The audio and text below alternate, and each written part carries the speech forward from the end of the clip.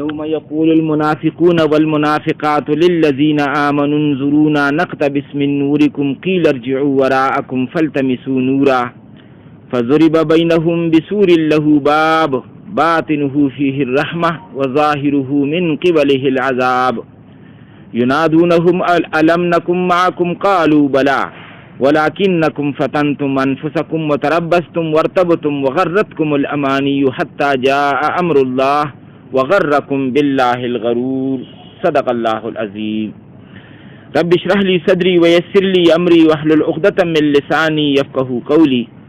اللهم ربنا ألهمنا رشدنا وأعذنا من شرور أنفسنا اللهم أرنا الحق حقا وارزقنا اتباعه وأرنا الباطل باطلا وارزقنا اجتنابه آمين يا رب العالمين. ما چې اوس کوم آیتونه سو تلاوت کړل دا آیتونه دي د سورة حدید او سورة حدید د 20 سپاری سورت ده. دا د قرآن شریف په آخر کې د سورة حدید نواخلې چې دا د 20 سپاری آخری سورت ده. د سورة تحریم چې هغه د 28 سپاره اخیری سورت ته د 10 سورتونه دي او په دې 10 سورتونو کې الله تعالی ډېرې خیسته خلاصې موږ لپاره هغه جوړې کړي دي. په قرآن کې د ایمان په موضوع باندې چې په مکه کې 87 سورتونه نازل شوي پای کې تفصیل خبرې شوي خو د هغې سورتونو هغه خلاصې راواغېسته نو سورت تغابن یې جوړ کړه نو هغه هم دغه په 28 سپاره کې راغلی. نو یو کس که د ایمان په هغه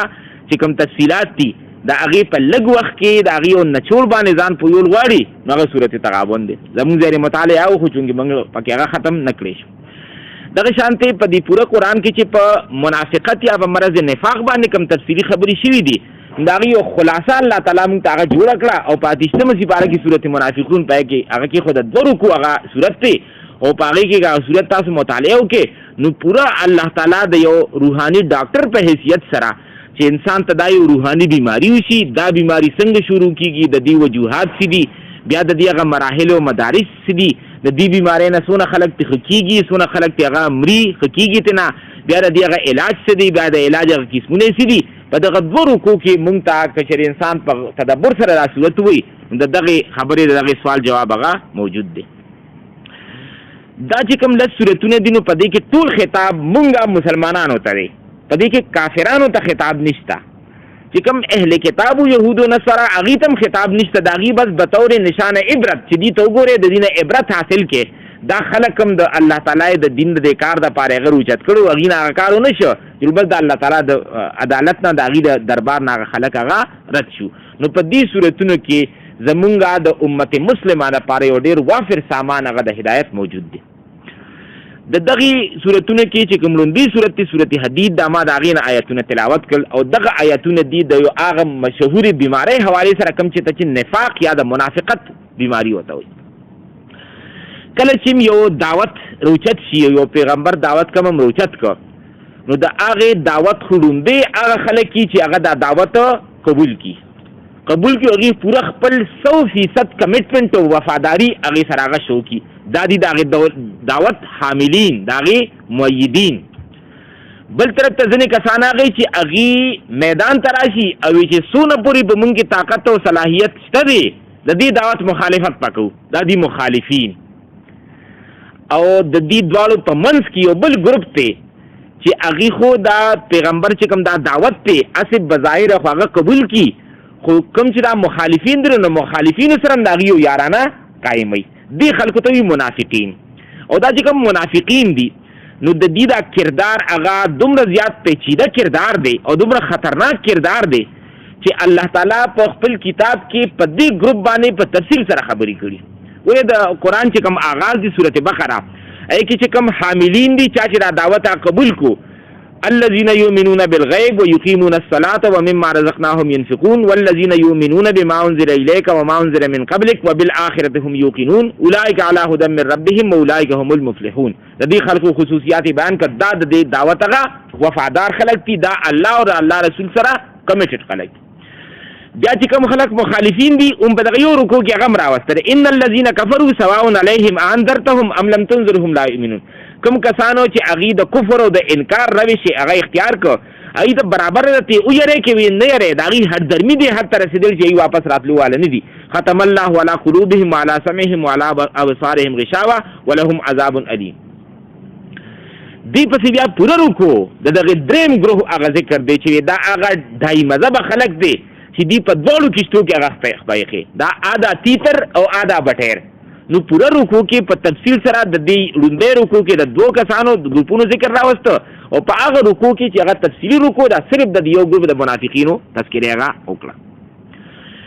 دا چې کوم منافقین دي دا بیا په دوه ګروپو کې تقسیم دي. یعنی لوندې خو تاسو هغه دوه ایکسټریمز والے یو دا چې حاملین د دعوت د پیغمبرانو ملګری بل ای مخالفین دا غي په منځ کې چې کوم دا منافقینو ګروپ ته دا په دوه کې تقسیم کې دي کې یو قسم خلق هغه چې اغي په جبه باندې خو هغه کلمه وې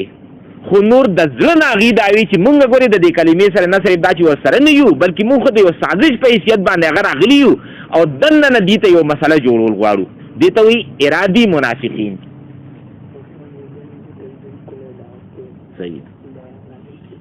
صحیح نو دې خلکو ته وی ارادي منافقین. او بل قسمه خلک هغه چې هغه په شروع کې خو په اخلاص سره رالل هغه کلمې وې خو هغې نه پس چې هغې وکتل چې د دې کلمې کومې تقاضي دي هغه تقاضي خو ډېرې ګرانې دي هغه موږ نه پوره کېږي نه. نو دغې خلکو بیا رو دي بیا یو ریورس ګیر ولګو په دې کې چې دا ړوندې ګروپ ته کم کسان چې په دې اراده باندې راله چې اسلام د دننه نه هغه تباه کوو په قرآن او حدیث کې د دې ډېر لږه تذکره ده. مونږ خلکو عام ذهن دا چې کنې منافق دې ته وایي چې هغه په یو سازش باندې هغه راشي هغه اسلام ته نقصان ورکوي. نو د دې خلکو ذکر په قرآن شریف کې هغه ډېر لږ ونته کې ذکر شوی. اصل ذکر د هغې منافقینو شوی دی چې هغې په شروع کې خو په اخلاص سره رالل خو چې بیا وکتل چې د اسلام هغه تقاضې د کلمې هغه تقاضې دومره ګرانې دي چې هغه زموږ نه هغه پوره کېږي نه نو بس د هغې نه بیا هغې ګویا کې یو ریورس ګیر ولګو او چې ریورس ګیر یې ولګو نو صرف ګیر یې ونه لګو بلکې بیا چې کوم سوچا اهل ایمان وو هغې دپاره بیا ډېر غټ مسایلې پیدا کړل. دا چې ما کوم آیتونه وي په دې آیتونو کې هم د دقې بیمارانو خلکو هغه ذکر دی او په هغې کې دا ښکلي دي چې د دې دا بیماري دا د چېرته نه شروع شوه او کوم ځای ته ورسول او اخري د دې هغه کردار او د دې هغه انجام هغه څه شو. اوس تاسو په دې باندې خپله هغه توجه مرکوز کې دا د قیامت د ورځې اوس یو نقشه الله تعالی راښکلې ده او په قرآن کې ځای په ځای د قیامت احوال او مقامات او نقشو هغه ذکر شته دی. ښکاري داسې چې د قیامت د ورځ دلته بس یو مرحله به ني ډېرې مرحلې به یو مرحله خو هغه ده چې په هغې کې به مسلمانان او کفار دا دواړه یا د دین وفادار او د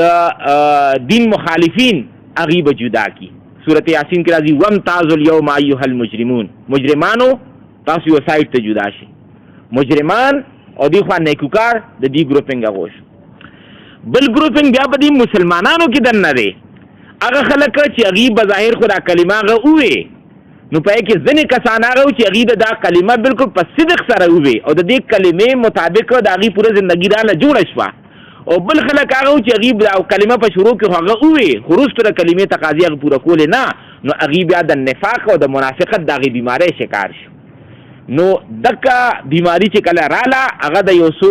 مراحل دي څو مدارج دي اوس تاسو مخې ته زه هغه اږدم په دې کې نقشه د هغې خلکو هغه راښکلې. یوم یقول المنافقون والمنافقات د قیامت پر ورځ باندې به منافقان سړي او منافقانې ښځې للذین آمنوا انظرونا دی به هغه سوچا اهل ایمان ته به اواز ورکړي چې انظرونا لږ زمونږ ته لږ ونته کې صبر وکړئ لږ ودرېږئ تیاره ده او هغه خو داسې تیاره ده چې هغه په انسان باندې به ډېر بې هیبت او ډېر بې روب به په هغه باندې او بدحواسي به په انسان راولي. نو دا چې کومه دا کچه ایمان والا خلکو دا کچه مسلمانان دی به هغه سوچا او هغه پخو مسلمانانو ته اواز به ورته ورکړي چې لږ مونږ ته انتظار وکړئ تاسو سره څه رڼا ده او دلته مونږ سره څه رڼا نشته چې تاسو په هغې رڼا نه خو مونږ څه فایده والو ځکه چې مونږ خو تللی نه شو مخکې. نقتبس من نورکم ورته وایي چې مونږ ستاسو د هغې رڼا نه څه فایده تې والو. نقتبس مونږ عام استعمالو په اردو کې اقتباس یو کس چې دا ما د هغه د مضمون نه یو اقتباس راواغېسته نو دوی به هغې ته وایي چې مونږ ته یو اقتباس راکړې مطلب یې چې ستاسو د رڼا نه راته لغونته کې رڼا راکړې. قیل ارجعوا وراءکم نو دا پاخه اهل ایمان سوچه اهل ایمان چې کوم دي دی به ورته جواب ورکوي ارجعوا وراءکم ورته وایي تاسو وروسته لاړ شئ فلتمسو نورا او دا نور او دا رڼا د الته حاصله کی رستون لړ شه څه مطلب دنیا وته یادې دا پاخه ایمان وته وی چې دا څه د ریوړو باندې نه دی چې کنه بدل ته کړه سه ریوړو غون ته کې بس الله تعالی سه ویش کو زمونږ ته دا نور او دا رڼا راکړه تاسو رې نشتا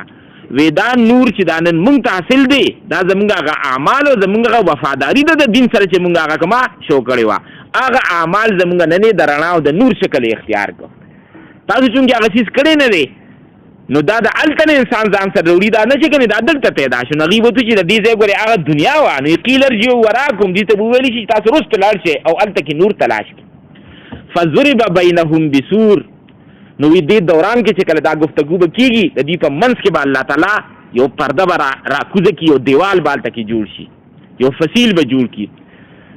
باطنه فیه الرحمه وظاهره من قبله العذاب نو دا غي دیوال دنه طرف ته د رحمت یو سما بشي د الله رحمت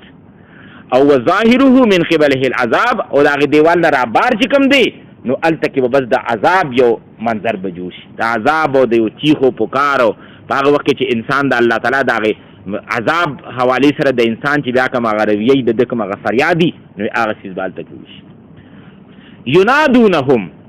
دا چې کله اوس د الله تعالی د عذاب یو منظر جوړ شي نو دا کچا اهل ایمان چې دا پکې اوس گیر شو دی باغې په خو اهل ایمان ته اوس आवाज ورکړي الم نکم معکم چې موږ په دنیا کې تاسو سره نو په یو عیدګاه کې په یو اجرا کې په یو جماعت کې او ځای بګنې موږ هغه نو قالو بلا نو پاخه مسلمانان به چې آو تاسو زموږ سره یو ځای وې زموږ ناسته پاسته بالته کې یو ځای وه خو تاسو ته یو بیماري ولګېده او هغه بیماري د 3 مرحلو نه هغه بیا تېره شوه ایک لومبۍ مرحله څه ده ولکنکم فتنتم انفسکم تاسو خپل ځان په فتنه کې واچو لومبۍ مرحله او لومبۍ درجه هغه د بیماری دا ده چې تاسو په فتنه کې فتنه څه ته وایي د فتنې دا لفظ چې کوم په قرآن او حدیث کې راغلی فتنون تاسو به کتلي دا چې کومه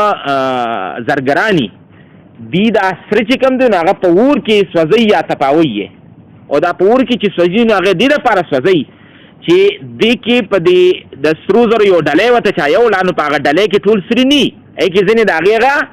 امپیوریټیز یې هغه ټول سینو سره په سرو کې شامل دي خو چې زرګرې کله هغه اور ته ور واچوي نو د هغې اور سره چې هغه ویلی شي پګلو شي نو هغې کې ته اصل سره ته یو خوا شي او چې کوم هغه ګرده ده او کوم هغه امپیوریټیز نو هغه ته کثافتونه هغه ته بلې غاړې ته شي نو گویا کې دقې عمل ته اهل عرب هغې به دا لفظ استعمالو د فتنون او دغه شانتي چې لکه اوس یو ورقن فتینون د چاندي د هغې داسې ورقه ده چې په اور کې داسې اوسوځو نو هغې ته به ورقن فتینون دی دا لږ چې کله قرآن شریف استعمال کړو نو د هغې نه مطلب دا و چې دا یو داسې صورتحال دی چې په هغې کې یو انسان هغه ته یو داسې حادثه راشي یو داسې واقعه وشي یو داسې صورتحال راشي چې په هغې کې ګویا کې هغه انسان څنګه چې دا سره په دې اور کې هغه اوس وځېږي نو د هغې هغه اصلیت موږ ته پته ولګي چې دې کې څومره سره او څومره پکې اصلي سره او څومره په هغې کې هسې هغه نقل و هسې پکې هغه جعل نو دغه شانتې داسې یو واقعه داسې صورتحال چې په انسان باندې هغه راشي او انسان داسې کې لکه چې د اور نه تېر کړه په دې انسان کې اصلیت څومره و اوریجنلټي پکې څومره وه او دې کې هغه جعلیت او هغه نقل والا پن په دې انسان کې هغه څومره و نو هغه د انسان اصل صورتحال مخې ته راولي زه اکثر مثال ورکوم چې فرض کړئ چې یو کس دی او د هغه مخې ته یو کس راغی او بل کس یې وویشته قتل یې کړه دا دواړه کسان هغه د ده ناپېژنګلو دي او چې کله دې ګواهۍ ته لاړه نو دوی چې دلته کې ولاړو ما او دا یو کس راغی او دا کس یې هغه وویشته دا یو قاتل شو او دا بل هغه مقتول شو او خلکو وی چې وایي دا کس چې کوم دی نو ډېر دا چې چا ګواهي ورکړه ډېر ایماندار او ډېر سچګو انسان دی بالکل د رښتیا ګواهي ورته ورکړه یو هفته پس داسې وشو چې دا کس هم دغلته ولاړو او د ده رور راغی او د ده په مخ کې یو بل کس ویسته او چې دی بیا ګواهۍ ته پیش شو نو دې وخت کې د وکتل چې دا تېر ځل ما کومه ګواهي د رښتیا ورکړې وه نو اخو ما ځکه ورکړې وه چې قاتل او مقتول هغه دواړه ناشنا و ما نه پېژندل دې قاتل ته خو که څه پانسۍ ته هم دی رسېده نو ما ته چې تپ نه را رسېدم خو اوس که زه ګواهي ورکوم نو زما رور دی پکې نو زما رور پکې پانسۍ ته زما په ګواهۍ رسي نو دلته هغه دروغ وي نو دا اوس هغه واقعه رااله چې دی د دې انسان هغه اصلیت او اوریجنلټي وښوله چې دی حقیقت کې ګور ایماندار نه دی حقیقت کې دی سچګو نه دی هغه چې د وکتل چې د هغې رښتیا وویلو دته څه تکلیف هغه نه رارسي نو د رښتیا ووی او دلته چې وکتل چې د رښتیا اصل زد زما پر ور باندې پرېوځي بس دلته کې د رښتیا او ایمانداري هغه پرېښوده نو ګویا کې دې واقعي د دغه اوریجنلټي وښوله چې حقیقت کې د انسان هغه داسې دی نو هر هغه حادثه هر هغه واقعه چې په انسان باندې هغه راشي او هغه د انسان اصلیت وښیي نو هغې ته وایي فتنه دا چې اوس فتنه ده د انسان ته چې څومره خواږه څیزونه دي په دنیا کې هغې خواږو څیزونو په ذریعه د انسان دا یو امتحان یو ازمایش روان دی په هغې کې ګویا کې هغه تپاوي اپاور کې هغه سوځي او بیا پته لګي چې دې کې کره څونه و کوټه پکې هغه څومره نو محبوب ترین څیز څه دی د انسان مال او اولاد نو صورت تغابن کې راځي انما اموالکم و اولادکم فتنه یقینا ستاسو مالونه او ستاسو اولاد هغه تاسو لپاره فتنه ده یعنی ازمایش او امتحان دی دا چې کوم ستاسو هغه بچي دي یا چې دا کوم ستاسو هغه بیبي ده یا دا چې کوم ستاسو نږدې هغه رشته دارۍ دي د دې لپاره به کله کله به داسې وشي چې تا ته به مخې ته راشي چې بهی اوس که ګورې دا بېایماني د زوی لپاره به کې او انسان هغه مجبور شي چې راشي او د دې زوی لپاره بېایماني وکړه نو د دې انسان خوا دې څومره مونځګزار او خوا دې څومره هغه ایماندار و خو چې دلته کې د زوی لپاره د هغه بېایماني وکړه نو مطلب د ده د هغې ایماندارۍ هغه اصل برم دلته کې هغه کولو شي نو ګویا کې دا یو خوږ څیز دی مال او اولاد نو د مال او اولاد دپاره انسان هغه په دې کې په دې فتنه کوي انما اموالکم و اولادکم فتنه هم په دې صورت تغابن کې بیا راځي یا ایها الذین آمنوا ای ایمان والو ان من ازواجکم و اولادکم عدوا لکم وی ستاسو په بیبیانو کې او ستاسو په اولاد کې ګورې ستاسو لپاره دشمنان ناست دي فاحذروهم ان سے بچ کر رہو هغې نه دې بچ ځان ساتئ مطلب څه شو که دې سره ستاسو محبت د دې یو ضرورت نه هغه سیوا شو د دې بچو لپاره او د دې بیبي لپاره به تاسو بیا بېایمانۍ کوئ دې دپاره به بیا تاسو حرامخورۍ کوئ نو ګویا کې د دې د لاسه به تاسو د جهنم هغې کټ ته رسئ نو مطلب چې دې سره ګورې محبت هغه په یو خاص حد کې به کوئ د هغې خاص حد نه ګورې په محبت کې لرې نه شي نو دې خلکو ته به دا ووایي چې کچا مسلمانانو تاسو سره چې کوم حادثه وشوه لومبې دا چې د دنیا محبت او د رشته دارۍ او مال او دولت محبت چې کوم دی تاسو په زړه کې هغه کېناسته د الله رسول محبت دی هغه ووت نو ولکنکم فتنتم انفسکم تاسو خپل ځان په فتنه کې مبتلا کو تاسو په زړه کې چې مخکې که د الله رسول محبت و هغه ته هغه واشه هغه ته ووینځلی شي ختم شي دی او هلته کې د دنیا او د مال او دولت او د دې څونه هغه محبت پکې هغه راغی نمبر 1 نمبر 2 دا چې کوم لومبۍ خرابي راغله دا به اوس بله خرابي پیدا کوي او دا ټول څه دي دا د زړه په سطح باندې دا کیسه را دا ګویا کې د دې نفاق هغه نفسیاتي مراحل او مدارج دي چې دننه انسان څنګه هغه اوس په رستو روان دی دویم وی دی دا وکړه چې وتربستم او تاسو په انتظار کې پرېوتئ انتظار څه مطلب انتظار دی ته وایي چې مخکې که به د الله او د الله د رسول پکار راغی وی تاسو به تیار ناست وی تاسو چې بھائی دا د الله رسول هغه مونږ غواړي میدان ته مو غواړي وی بس تاسو د کټ نه به ودانګرو د الله رسول ته به ځان به مو هغه پیش کړو چې د الله رسوله مونږ حاضر یو د الله د دین چې کوم خدمت وي هغې لپاره مونږ تیار یو شروع کې وی دا حالو خو چې کله ستاسو په زړه کې د دنیا هغه محبت راغی او هغه فتنه کې راسو هغه رالی هغې کې هغه ګیر شوې نو اوس هغې سره دا وشو چې ستاسو خپو ته بیړۍ ولګېدې ګورې فرض کې مخامخ دغلته یو کس ناست دي او دلته اچانک برتن پریوزي یا څه پکې پریوزي او زه هغه ته وایم بهی رامنډه کړه پکې ونیسه نو به هلته رامنډه کړي بس دا خو په سیکنډونو کې دا کار دی خو که هلته کې د هغه سره په لاسو کې چې تا 2 دړۍ 3 دړۍ هغه وزني نو هغه رامنډه کولی نه شي هغه وایي چې لومبې دا وزن چېرته کېدم نو دغه شان لومبې دا و چې د دې ستاسو په زړه کې چې کوم دی نو صرف د الله او د الله د رسول محبت و نو چې کله پکار به راغی نو تاسو به فورن هغه ځای ته رالی خو اوس داسې وشي چې د دنیا د محبت هغه بیړۍ او هغه پړي چې کوم دی هغه تاسو ته ولګېدل نو چې اوس دې وخت کې د الله رسول تاسو ته مطالبه وکړه چې هغه راشي نو تاسو وایي چې بهی دا پړي به لومبې ازادول غواړي دا خپه څنګه ازاده کړم او دا بله خپه څنګه ازاده کړم او دا په دې ملا چې مې دا دونه پیټې پروت دی لومبې خو به دا پیټې چې تږدمه هله به د الله رسول په مقابله باندې هغه ورځم نو وی دغه وخت کې تاسو دا سوچ وکړو چې زه پرېږدم مطالبه خو راله د الله د رسول د طرف نه خو ورېږه زه دا بل ته ګورم دغه بل ملګري ځي او که نه ځي ځکه دې لړه نو ورپسې به زه لړ شم هغه بل کس مطالبه ومنله هغه لاړه چې هغه لاړه نو دې بیا په انتظار کې ناست یو بل ملګري ته ګورو ورېږه فرض زه ګورم چې که هغه مخکې شه نو زه ټیک شه زه به م ورپسې 3 نمبر په زما شي هغه بل هم په هغه مطالبه باندې ورغې دې لا په خپل ځای باندې ناست دی دغه شان ایک ایک ایک ایک کر کے هغه مطالباتو باندې خلک چې کوم هغه اهل ایمان و غیله لله او دا خلک چې کوم دنو په دغه انتظار کې غناسي دی انتظار ته وی تربص نو یو خدا شوا چې انسان هغه چې د دین په هغه کار کې څومره هغه مخکې نو دومره هغه یو ریورس ګیرو لګ وغوسه پرستو باندې هغه را روان دي اته چې کوم د دنیا د محبت بیړې ولګي دي دونه بوج علیکم د پاسه به دومره بوج راغی چې اوس دوم هغه شانته رفتار نشي کولی کوم رفتار چې به د مخ کې څوخ کې به کولی شو یو خدا مطلب شو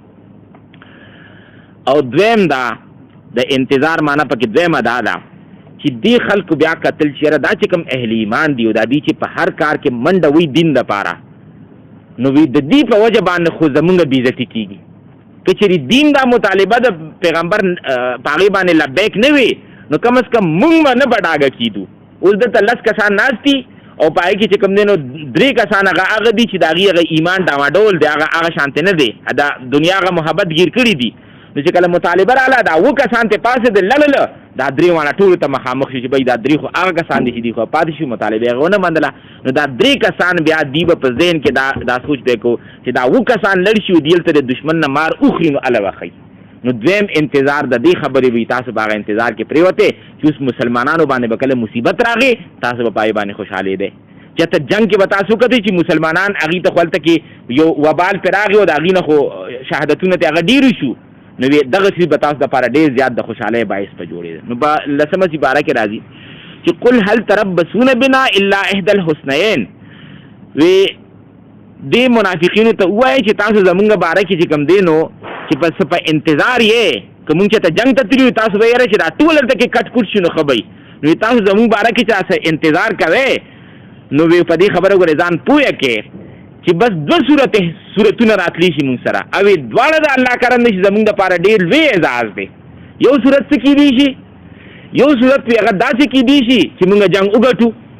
نو یو خو تاسو منئ چې بس مونږ غازیان شو د دنیا هر کسې مني چې دا خو الله غازی شه دا خو یو وړاندې صورت خو دا کې دی شي وی دا غیر لپاره خو مونږ مو دا صورت کو شنو خبري دیم صورت چې تاسو په انتظار کې هغه دای چې دا خلک مړ شي په میدان جنگ کې نو چې مونږ هغه مړ شو نو دا د شهادت رتبه ده او هغه د دې لومبي صورت نم زیاته مونږ هغه محبوب ده نو الله تعالی وی چې دې خلکو ته وایي چې قل هل تربصون بنا الا احدى الحسنيين چې تاسو زمونږ باره کې را کم دوه سيزونه غړې هغه دواړه مونږ د پاره هغه محبوب دي کوم وګټلا غازیان شو هم زمونږ خوخه ده او کنال ته جامع شهادت په هغه نوش کو نو شهادت چې کوم هغه رتبه ده چې پیغمبر صلی الله علیه وسلم هغه لپاره خواهش کړي چې لو وددت ان اقتل فی سبیل الله ثم احیا ثم اقتل ثم احیا ثم اقتل چې ما خواهش دي چې د الله په لار کې قتل شم ثم احیا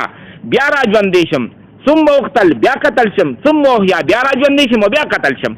نو چې یو داسې رتبه چې هغه ته پیغمبر صلی الله علیه وسلم دنو خواهش کوي نو مونږ خو دا غینه خواهش کوو چې الله پاک د شهادت هغه مرګ مونږ ته حاصل شي هغه خی نو دویم د بیماری دویمه مرحله دا تربص شو لوندې دا چې د دنیا محبت په ځل کې راغی د زړه هغه کشته درانه کړه چې درانه کړه نو بیا تاسو رفتار د اسلام لپاره هغه نو چې نو بیا تاسو د اهل ایمان سره یو قسمه دښمنی پیدا شوه چې را دیولې لپاره مطالبه باندې پیش دي نو ورپسې وتربصتم بیا تاسو په انتظار کې پریوته انتظار کې دا چې کوم مطالبه براله تاسو به نور خلکو ته قتل چې بلکې سی پوره کی اله به پوره کوم 50 کسانو به پوره کړه او بیا هم تاسو په خپل ځای په کورونو کې غناس په او بل انتظار د دې خبره چې هر وخت په تاسو د خواهش کو چې مسلمانانو ته ذکر رسي ته نقصان ورسیږي تکلیف ورسینو دا خبره به موږ لپاره ډېر زیات ده سکون او د اطمینان دا دوه مرحله شي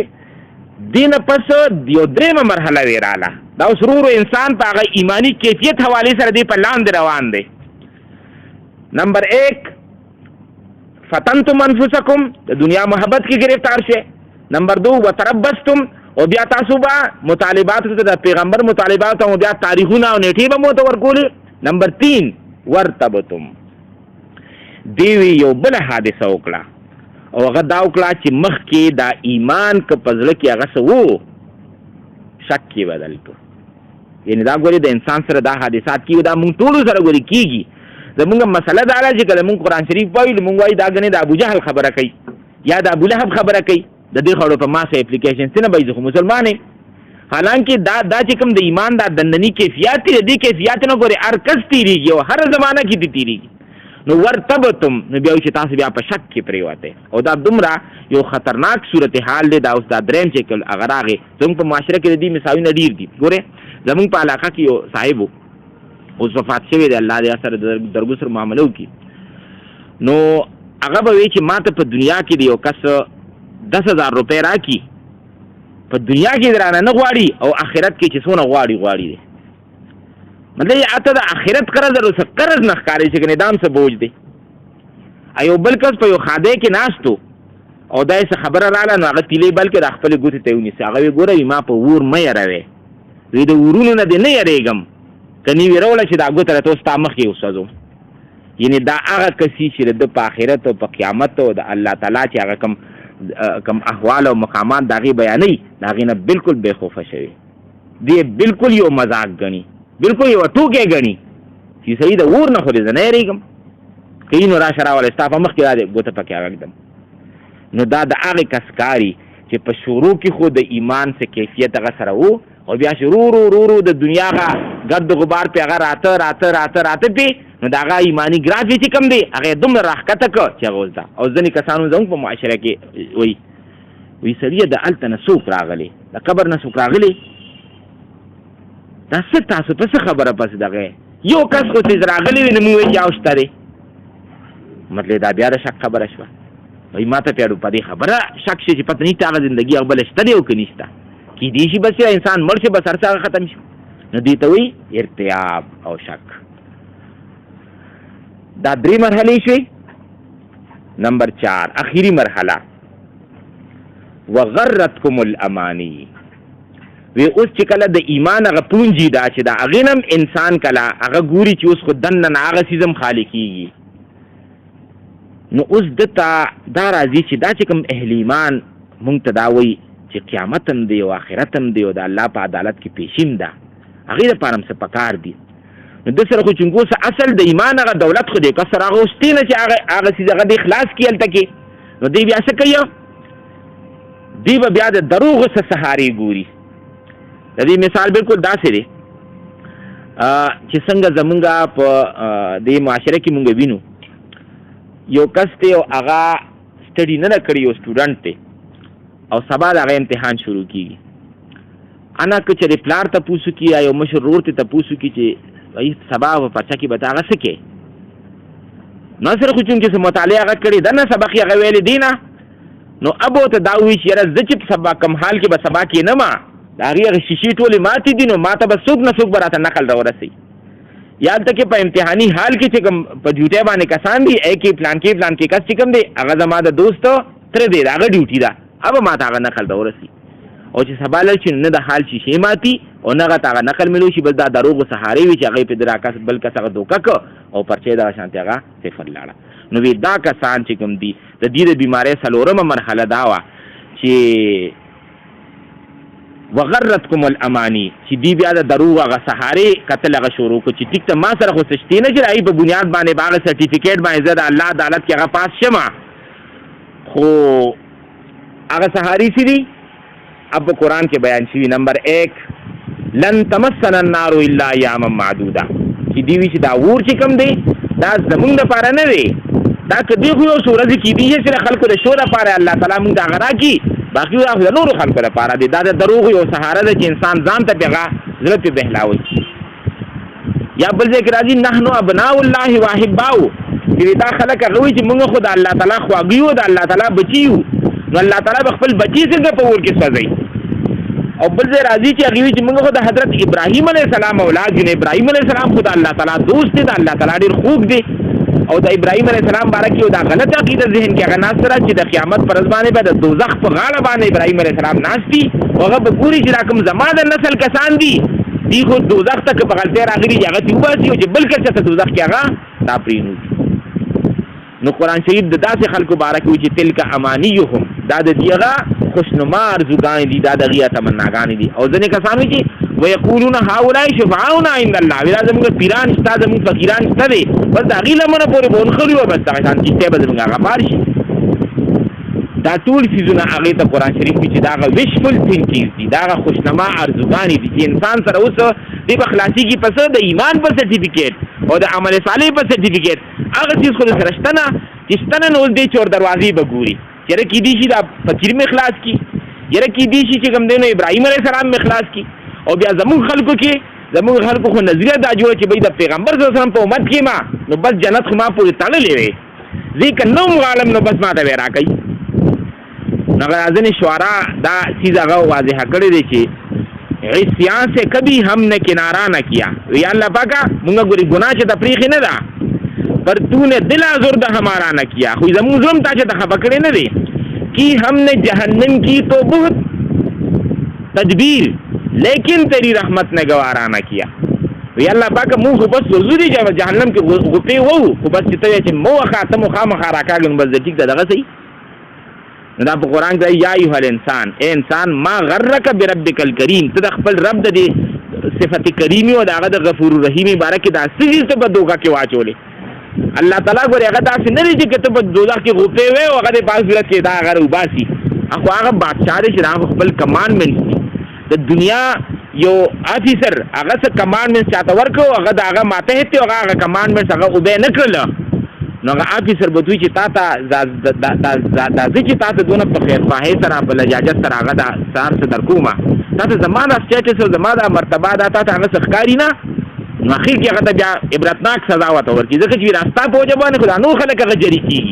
चिरात का मैं हुक्म दूली के नुतासर दानूर स्पायान चिकन ने पाए कि मदका अगर रूह पके पैदा की नो अल्लाह ताला द आगे कसानो बारक के चरीता अल्लाह ताला खपल कमान में स्वर को अल्लाह ताला द अगीबा ने खपल इनामात पले सनादार से कोई बयान द अल्लाह ताला की अगर न मनी नो ब्या द आगे कसानो बारक यो तब तक अल्लाह ताला गफूरुर रहीम दे और अगर करीम ज़ात तो यकीनन जी करीम ज़ात थे नो बल करता शदीदुल इक़ाब सख्त पकड़ने वाला अजीजुन ज़ुंतिकाम इंतकाम लेना वाला इन्ना मिनल मुजरिमीन मुंतकिमून मुंगल मुजरिमान लाजिमन इंतकाम अखिलू. अब मौलाना जफर अली खान वही कि न जा उसके तहम्मुल पर के बेडब है गरिफ्त उसकी विदा अल्लाह चिता सर तहम्मुल की रसेदत जलब रासस्ती न्यू गोरी पदी की गोरी से बदोगा की मुतला नशी न जा उसके तहम्मुल पर के बेडब है गरिफ्त उसकी जगह जी का अगदर पाने कर अल्लाह वाजो मुदागन दिव्यासु का खुलास हुई निशी डर उसकी देरगिरी से कि है सख्त इंतकाम उसका दागचे जरा मोहलत दर को न दे दी दा पर दर कड़ी ची की दीशी तरह रास्त तराशी की दीशी दा अल्लाह अजमत पता मुनकशिफ शी दा अल्लाह जोर और ताकत और जबरूत की दीशी दागी खौफ ताकि पैदा शी तो जिके ता तो से मोहलत दर को दा जी मोहलत ये मतलब दाने जी बस तगे दागा ने नजर न बारी और तागे नेगा भी नहीं देना न सलोरम मरहल के तो बीच वगर्रतकुमुल अमानी और तासा खुशनमा आरज़ुगाने और तमन्नागाने चाहे जो खुदा पैगंबर को उम्मत की बदी बुनियाद पे जन्नत तज़म चाहे जो खुदा इब्राहिम अलैहिस्सलाम पर नस्ल की बदी बुनियाद बाज़म अज़म चाहे कि सयुग़फ़र लना हमें बख्श दिया जाएगा जमुंगा कसान तरी जमुंगा स्वीडल तक की बुकते चाहे कम दिन दगस इस पर दिमाग के अगा प्रोतो चाहे कि लन तमस्सना नारु इल्ला यामा मादूदा जाऊर खूब चिकम दिन राबती और सूरज ऐसी मुंडा पारा भी नूर हकीकत की मुंडा पारा का नदी नवी तिल का अमानी हुआ तासर पारा का विश्वला खुशनमा आरज़ुगानी हत्ता जा अमरुल्लाह तरदीपुरी ची दक्का आरज़ुगान के साथ पूरे श्वेताव या काला तीशु तरदीपुरी ची अल्लाह फैसला रहा अल्लाह फैसला रहा मल्ले जी या मर्द तास तरह रसीद या द क़यामत रज़ी तास अगर रसीदे वगर्रकुम बिल्लाहिल गरूर और अगर चिकम धोखाबाज शैतान हो अगर तास पूरे जिंदगी पर धोखा के मुब्तला की फल्यौम ला युख़ज़ु मिनकुम फिद्या वला मिनल लज़ीना कफ़रू नबी जी ए बीमार खलको नन रज़बा नस्तासु न मुआविज़ा मुंगा खिलू चिपाई बाने तासु बच्चे वला मिनल लज़ीना कफ़रू और न दे कुफ़ारोना मतलब ये दाके मैं खबर माता से शुरू को के दागो दे मुसलमानानो खबर केदा कि तो दुनिया की गई कलिमा वेले वा दादा गई बीमारी रवाना है जगह द कुफ़ार ने युदा के चिन्नन बनने काफिरान न बच्चे इने बस मुआविज़ा नालू और न बस तासु न मुआविज़ा खिलू चिरागी बुनियाद माई तासु आगा बच्चे तो मतलब पता कि हर यो इंसान मुंग तोड़ तयो इब्रत सबक मौजूद दे कि पिछड़ियो मुसलमान अगर अल्लाह ताला पर नाफरमाने के और अल्लाह ने पर गफलत के दो नागा वक्त रही नो अल्लाह ताला बदागम गोरे सख्त होते सफी ता किताब अल्लाह ताला दी तो नहीं रासुरी जब देने पर जुमात पाल मारे की पूछी या दीदी इंसानी ने बस सिर्फ प्रोजा के लिए बगैर समझे बूझे बस तिलावत कही तो दुनिया पारी उस खुद इंसान खपूशी है दुनिया पर मंडो तोड़ को फडेर तकला रे तो दुनिया जी भी खगट बोले अगस दकरे और पर दुनिया के खगडेर माहिर दे कुछ कल दीन तेरा वाले द मुन सबक पे या चिकनी या कुरान शरीफ चिकनी या द कुरान शरीफ तर्जुमा बागो सा पूरी नी वेली शी हालांकि सलाहियत बेबी जिदा वेली शी जाम न हुई नो आगे कस जगह बिल्कुल अनफड़ा दे खुदा अल्लाह पा अदालत की उज़र बपीश की अल्लाह पाक ज़ दुनिया के मदसनोम ज़ अनफड़ो मा जमा बिल्कुल से दिमाग हो दगा साकार न को द दुनिया पा अजीज़म ज़ पोई नशुम خو هغه کس چې هغه په دنیا کې خو چلیده خو د الله په دین کې هغه ونه چلیده د الله په کتاب کې ونه چلیده د هغه کس احتساب او د هغه پکړ په غرض باندې هغه سخت دی. نو په دې آیت کې موږ دپاره یو تازیانه عبرت ته چې وګورئ دا بیماری دا ګورئ هر مسلمان ته کېږي دا ګورئ د کافر خبره نه ده دا هر کلمه ګو مسلمان ته دا بیماری کېږي هر انسان د خپل ځان جایزه اخلي چې چېرته کې دا مدارج او دا مراحل په دې بیمارو کې چې زه خو هغه نه یم لګیا زه یا زه پکې مبتلا خو دننه نه یم د الله تعالی نه دعا ده چې هغه زمونږ د قرآن شریف سره یو محبت پیدا کړي اٹیچمنٹ پیدا کړي د قرآن په اصل پیغام باندې موږ خپل ځان پوهیږو د رمضان په دې اصل پیغام خپل ځان پوهیږو په رمضان کې قرآن چې دا ډوډۍ په موږ کمی وشو روح زمونږ را بیدار شو د روح غذا هغه د قرآن نو د شپې پې هغه قرآن د پاسه هغه اوره وه ای سره هغه روح چې کوم دی نور هم هغه تکلی شي نو د دې روح اواز بیا بره الله اوري ډېر په اسانه باندې نو بیا باندې کې دعا چې کوم دی هغه کې بیا ډېره ښه قبلېږي نو پکار دی چې په دې میسج د پیغام په رمضان باندې موږ ځان پوه کړو یو دی بس صرف یو رسم بس رسمي طور باندې رمضان زیو راځي موږ هم دغه شان پکې هغه ډېر چال والا روان یو یو دا چې انسان پې سوچ وکړي چې اخر دا په ما باندې دا څو کاله په ما رمضان راغی ما پکې قرآن څونه ووې په دین مې پکې څونه ځان پوه کړم په تیر رمضان نه دې رمضانه پورې زما په علم کې څونه اضافه وشوه کوم څیزو چې زما ذهن کې نه و الحمدلله چې په دې رمضان کې زما ذهن کې یو نوې اضافه راغله دا به یو نوي څیز زما په عمل کې هغه راشي نو په دې شعور سره پکار دی چې موږ دا رمضان دا باقي روزې هغه تېرې کړو او د قرآن شریف سره بیا پوره کال هغه موږ ښه مضبوط تعلق وساتو. اوس اخري خبرې ته راشئ موږ په دې مردان کې او زموږ ځینې ملګري داسې په پوره پاکستان کې زمونږ یو دی تحریک او هغه دی تحریک قرآنی زمونږ د دې تحریک بانی و ډاکټر اسرار احمد رحمت الله علیه او هغې MBBS ډاکټر او په 1955 کې هغې د لاهور کې کنګ ایډورډ میډیکل کالج نه MBBS کړی او هغې نه پس بیا الله تعالی په هغې باندې کرم او فضل یې وکړو چې د خپل دین په کار کې ولګو هغې د قرآن د درس نه خبره شروع کړه په لاهور کې او په هغه درس قرآن په وجه باندې ډېرو خلکو د قرآن شریف سره هغه تعارف په مردان کې مونږ د تیرو 15-16 سالو نه درس قرآن کوو دا درس قرآن هم اصل کې مونږ د ډاکټر صاحب نه دا د هغه فیض دی چې الله تعالی ته مونږ ته یو حصه هغه راکړه او هغه فیض اوس مو کوشش دی چې څومره زمونږ دوستانی د انسان غټه خیرخواهي یو خو د دنیا ده چې د دنیا په دې کې یو فصل ما وکړی یو بل روتې خبر کې ملکه ډېر ښه فصل دی ښه تخم دی دا تخم تم والا د دنیا یو بل څیز اصل خیرخواهي دا ده چې ته خپل رور هغه د دین او د قرآن نه خبردار کړې چې بھئی د قرآن دا څیز ګورې دا ګورې هر څه نه قیمتي څیز هغه دا دی د دنیا د هغې ټولو څیزونه قرآن کې راځي چې هو خیر مما یجمعون دا څه چې دا خلک جمع کوي او د هغې ټولو نه یو کس کې د امریکې صدر دی او د هغه چې څونه ایسټس دي د هغه په مقابله کې هغه کس چې د هغه ذهن الله قرآن طرف ته هغه راوسته د سره ډېره لویه دنیا ډېره غټه ذخیره ده نو دا څیز پکار چې هر یو انسان هغه کور کې هغه مخکې ورسوي نو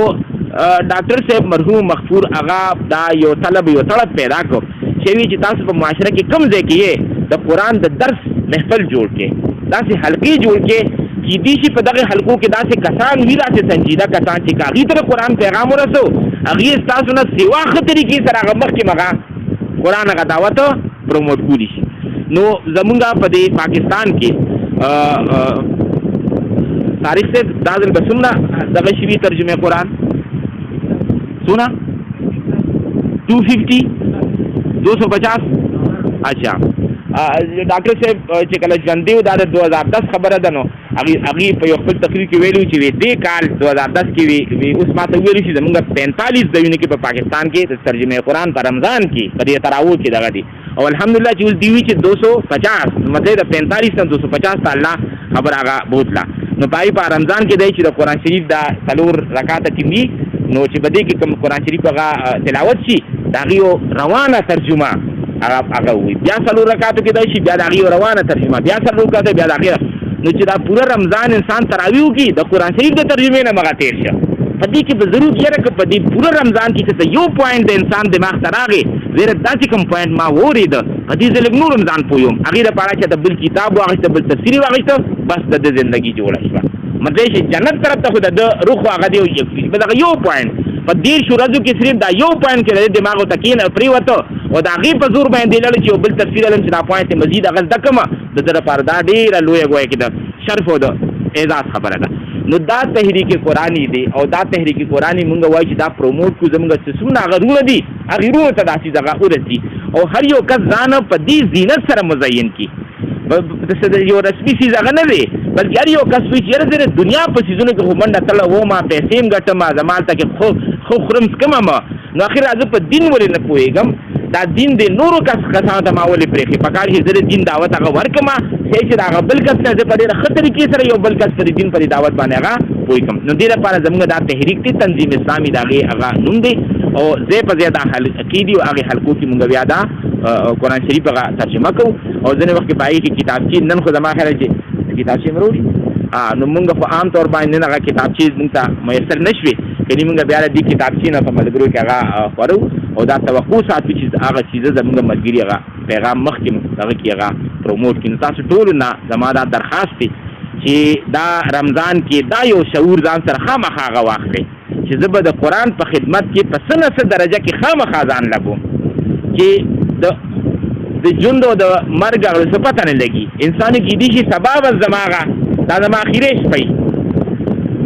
زما دا بس هغه اخري شپه هغه یو صحابي ته پیغمبر صلی الله علیه وسلم فرمایي چې اے ابن عمر رضی الله تعالی عنہ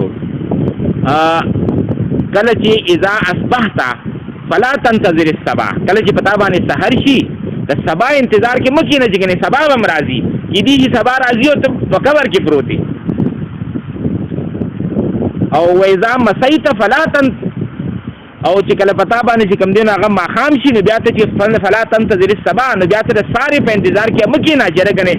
اوس پاس وطن دی او سار به ما کیږي بیا به ګورو شاه صاحب چې شپه باندې صافه سلاغه د مرګ راغلی ته ګویا کې هغه بلې دنیا ته تللی نو په کار چې موږ هر یو کس دغه شعور او دغه طلب او دغه طلب هغه راواخلو او د دین په دې کار کې هغه موږ شامل شو خامخا په دې کې خپله سیسه هغه واچو چې د مرګ نه مخکې څه نه څه درجه کې زموږ تیاري